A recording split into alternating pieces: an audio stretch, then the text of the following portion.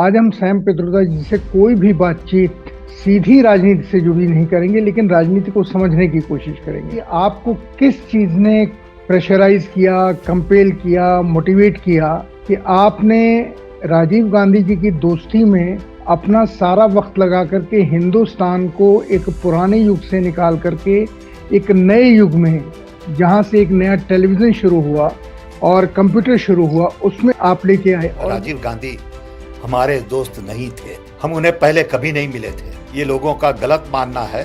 हम दोस्त बने जब वो प्राइम मिनिस्टर बने तब, लेकिन इंडिया हमारे दिमाग में कांस्टेंट रहा। मुझे अभी भी याद है जब हमने बोट में देश छोड़ा तो मुंबई में पहले तो गेटवे ऑफ इंडिया दिखाई दे रहा था, धीरे धीरे करते वो भी खत्म हो गया। जब वो देखना खत्म हुआ तब हमारी आंखों में आंसू आ गए। तो उन्होंने बताया कि ये यंग लड़का है, इसको इंडिया के टेलीफोन बदलने हैं। तो सबने कहा भी ये तो बड़ी कठिन बात है, ये नहीं होगा ऐसा। जैसे जैसे लोगों ने मुझे कहा कि नहीं होगा, हमारा उत्साह बढ़ता गया कि इसको तो फिक्स करना है, जो भी हो जाए। खबर ने 10 मिनट की अपॉइंटमेंट दी, हमने कैंसिल कर दिया। हमने बोला 10 मिनट कुछ नहीं होने वाला, अगर मिसेस गांधी सीरियस है तो हम 1 घंटा दे।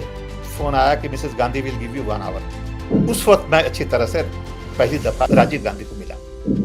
So we started that and then Mrs. Gandhi died. So I thought our dream will fall apart. Luck would have it, Rajiv Gandhi became Prime Minister.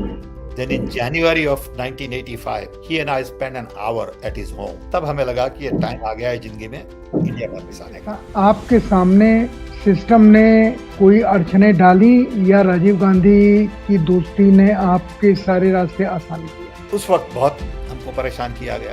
अक्सर राजीव गांधी के बारे में ये कहते हैं, हमारे देश में एक धारणा है कि राजीव गांधी नॉलेज ओरिएंटेड व्यक्ति नहीं थे, इंफॉर्मेशन ओरिएंटेड थे, और उनके साथ जो इंफॉर्मेशन लेके लेटेस्ट जाता था वो उसकी बात ज्यादा मान लेते थे। There is a very difference between knowledge oriented and information oriented. पहले तो ये कहूँ कि he was a very decent human being. He was young, so he didn't have all the knowledge. I didn't have all the knowledge, but he was open. We are still very feudal. We are not decentralized. Rajiv के बारे में जो लोग कहते थे वो बिल्कुल अलग बात है, और हमें तो फिलोसॉफिकली डिफरेंस था इस गवर्नमेंट में, क्योंकि हम नहीं मानते कि India can survive without diversity, that India can live on religious values. India's beauty is India's diversity. और आपने इन बच्चों को बचपन से देखा है, दोनों बच्चों को, इनकी एनालिसिस आपके दिमाग में आज की तारीख में क्या है? He has his own ideas. He is idealist.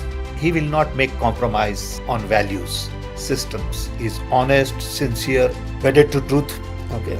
He will not manipulate. He is not the kind of person people in India would consider highly political. But he is more of a Gandhian. But they make good friends. They are a great team. They talk all the time. They compare notes all the time. And because they grew up together, they had nobody else to play with. The way UN is structured, the way World Bank is structured is obsolete. We need new institutions. Old mindset is command and control. New mindset is collaboration, cooperation, co-creation. ये सारे वही लोग थे जिन्होंने राजीव जी को प्रधानमंत्री पद से हटाने में सबसे मेन रोल प्ले किया था, जिसमें करुणानिधि जी भी शामिल थी, और सबने यूनानिमसली कहा था सोनिया गांधी जी को हम प्रधानमंत्री बनाएंगे। Congress party never took interest in controlling Supreme Court or ED or media. And part of the feeling comes from the fact that for last several years, the decision on Congress president was pending. Congress party will survive, Congress party will flourish, Congress party's time will come. In the process, maybe the damage done would be too much, but people of India will have to decide that.